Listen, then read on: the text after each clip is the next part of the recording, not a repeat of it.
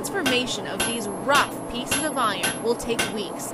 At the hands of Frank Schultz, they will be turned into something like this. I started with just plain iron and shape the piece, and then I add silver, or sometimes gold, sometimes stones. Schultz's talent for bit and spur making started out of interest and some necessity while managing a cattle station in Australia. In 1990, he moved back to the States with his family.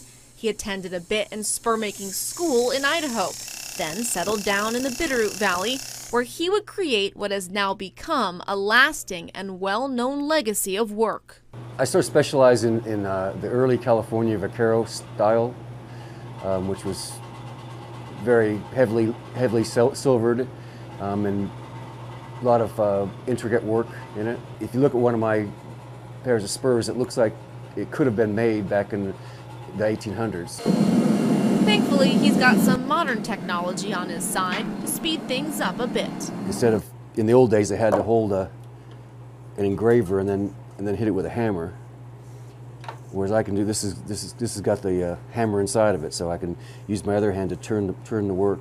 But Frank likes to take his time, allowing his creativity and artistry to shine, and that is what keeps customers coming back. His work is highly prized among cowboys and collectors.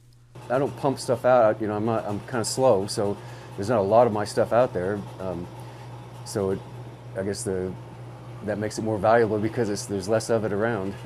Of course, Frank's just being humble. His work is highly prized, even being featured in this limited edition book. It can also be hard to find.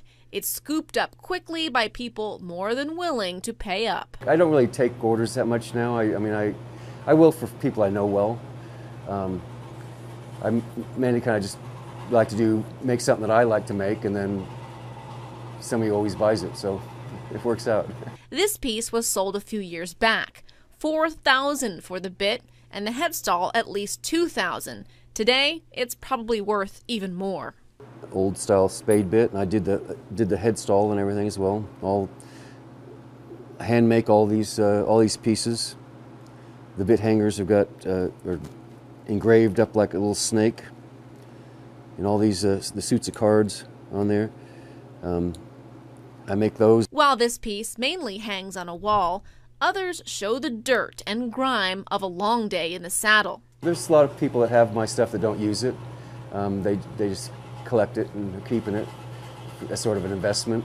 But yeah, a lot of my stuff gets used, and that's good to see. Which happens a lot, since Frank spends a lot of time in the saddle himself, with friends who cherish his bits and spurs, even if he doesn't always remember each of the countless ones he's made.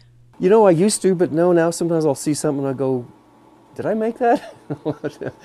In Victor, Justine Stewart, MTN News.